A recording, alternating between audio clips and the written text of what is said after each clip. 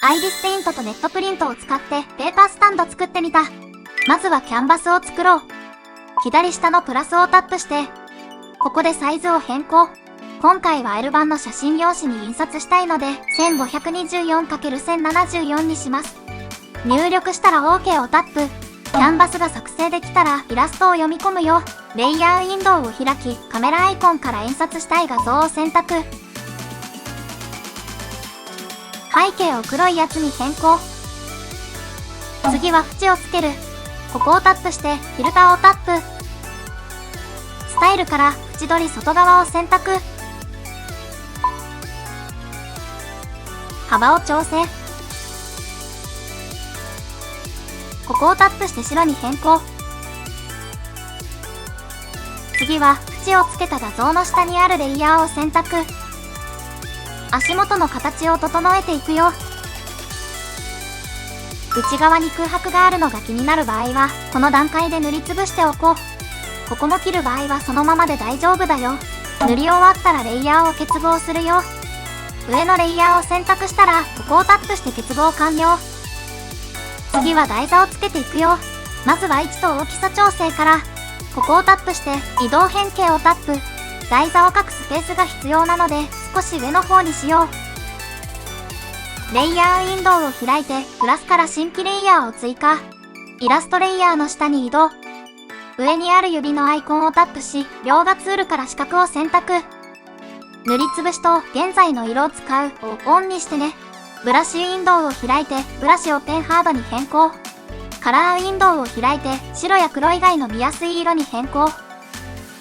画面をなぞって四角を描く。イラストの足が台座の真ん中に来るように位置を調整。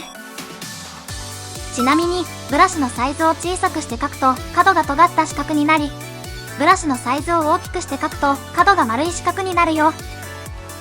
台座に模様をつけるよ。素材ツールから好きな素材を選択。今回は幾何学パターンカラーから選んだよ。位置や大きさを調整。素材レイヤーが台座レイヤーの上にある状態でクリッピングをタップ。微調整したいときは素材レイヤーを選択した状態でここをタップしてやってみてね。背景を塗っていくよ。新規レイヤーを追加したら一番下に移動。ここをタップして塗りつぶしを選択。歯車アイコンから参照レイヤーを作業レイヤーに変更してね。あとは好きな色で塗りつぶそう。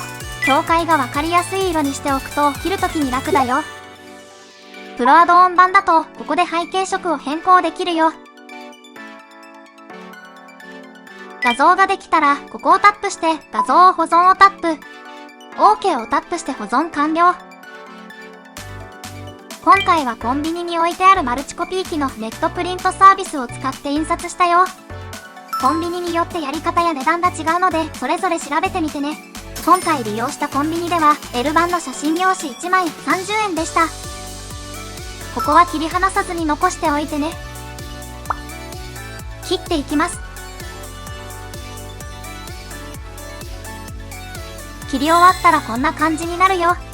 この部分を忘れずに切ってね。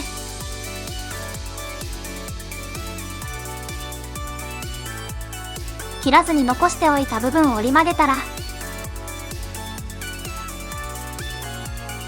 完成。かわいい。サイズはこんな感じ。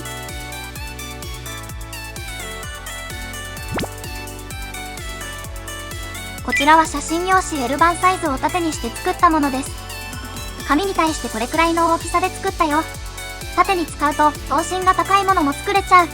紙の重みで後ろに倒れてしまうので切った時に残った台紙を使って補強するよ。やり方は簡単。まずは台紙をイラストからはみ出さない大きさにしよう。あとは位置を調整して折り曲げてテープで固定したら完成。これでしっかり立つようになるよ。補強した状態でも畳めます。これくらいのサイズ感。めちゃくちゃ簡単に作れて、しかもめちゃくちゃ可愛いので、ぜひ作ってみてね。ご視聴ありがとうございました。Ibis Paint